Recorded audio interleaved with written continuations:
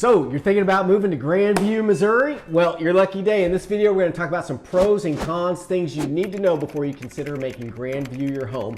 And if you stick around to the end, we're going to tell you why Grandview makes the news, the 5 o'clock news every single night. So you don't want to miss that.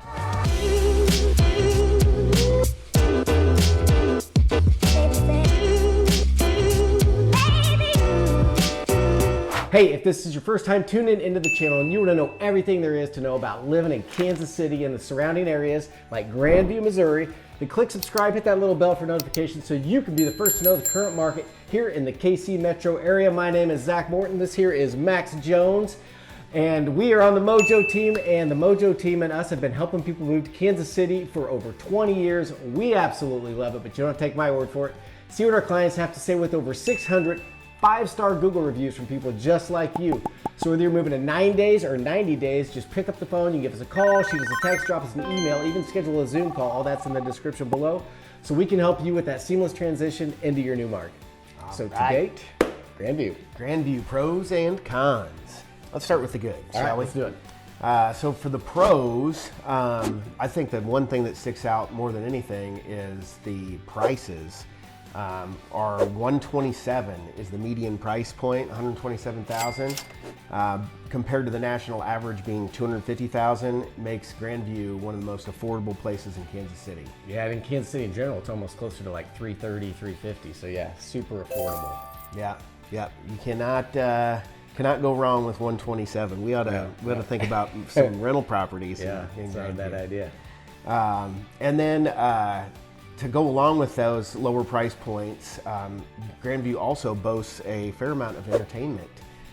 There's some bars and some nightclubs and all kinds of cool stuff. An amphitheater, a splash park, lots of things going on in Grandview. Yeah, and it's pretty close to the city center. In fact, 71 Highway, which turns into 49, it has a couple different names.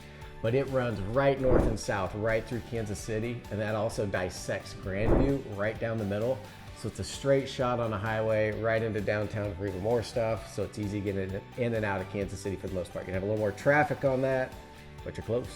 Oh yeah, really the location is super nice for not only for the being close to the city center, but also just north of Grandview is Waldo, which is kind of a hipster neighborhood.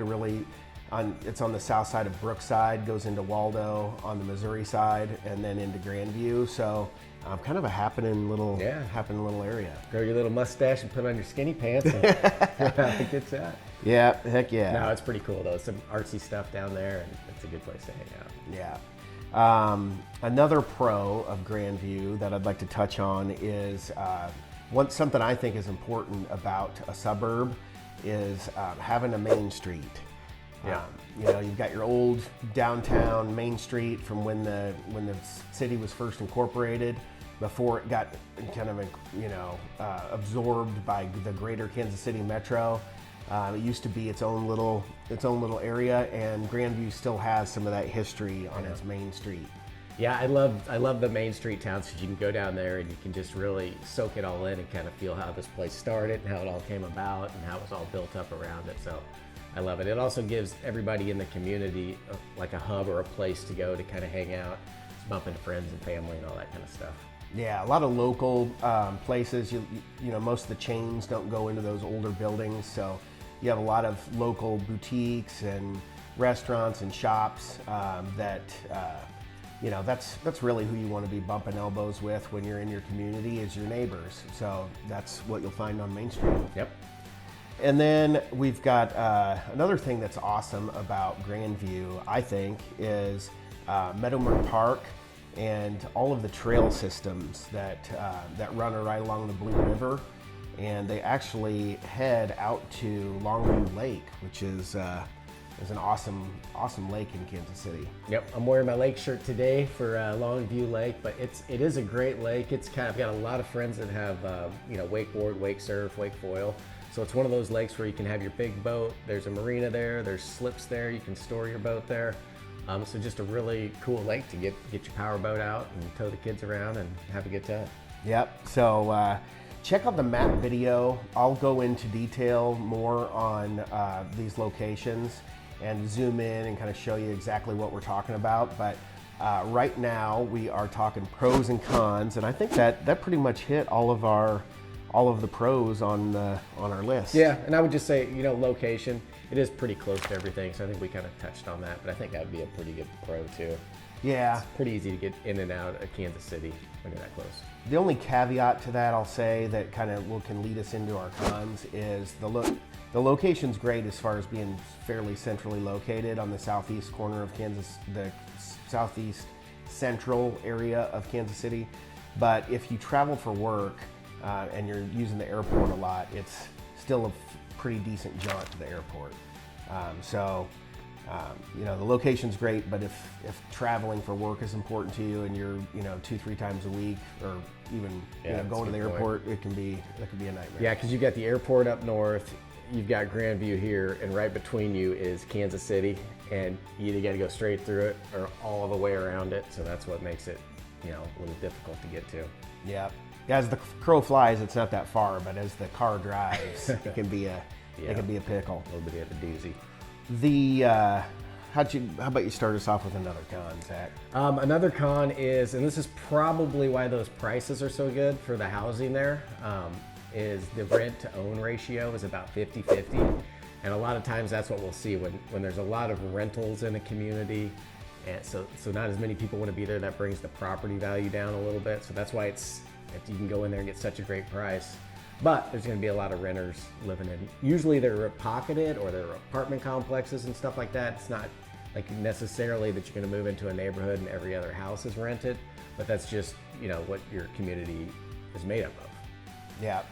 Yeah, and with that comes another con, which is the crime rate isn't ideal. I mean, I don't think it's a very dangerous area by any means. I wouldn't say it's one of the worst places in Kansas City for crime, but relative to some of the other areas that are nearby, like Blue Springs and Lee Summit, the crime rate's a little higher. Niche.com has it rated as a C-. So something to consider is that, with that rent-to-own ratio and the lower price points comes some lower income housing. Yep. And some higher crime rates. And a lot of that is pocketed, so definitely check out Max's map video, and he does a vlog tour. He's walking around down there and pointing things out. But a lot of that is in pockets. It's not like if you just land in one spot, it's all the same. So that's why you want to, no matter where you're going, you want to get with a local pro that knows the area, so you end up where you want to be. Yep.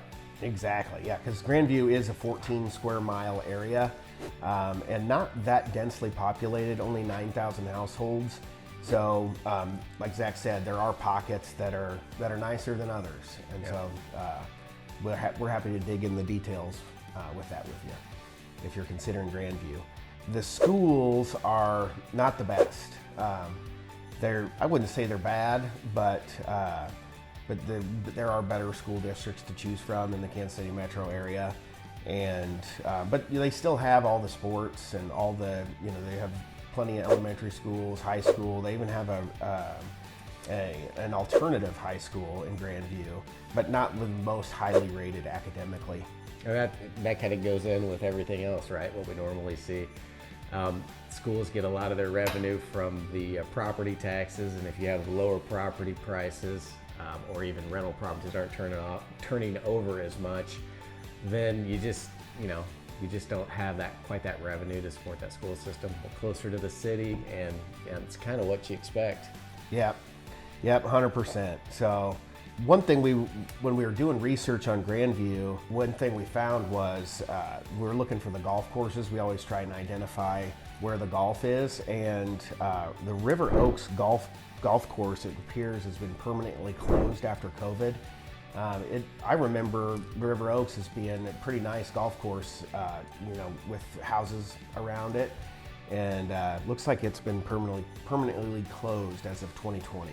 Yeah, and that was a golf course. It was open to the public, but it ran through a neighborhood, so you could actually live on golf courses there. So we don't know if there's any plans in the futures to resurrect it, because you got all that space, or if they're just going to fill it in with more houses. But I think there was a proposal in 2022 by a developer, and then I think it's kind of stalled out. So stay tuned for updates on River Oaks. Yeah, depending on which way that goes, it could be a great opportunity if they decide to bring golf back.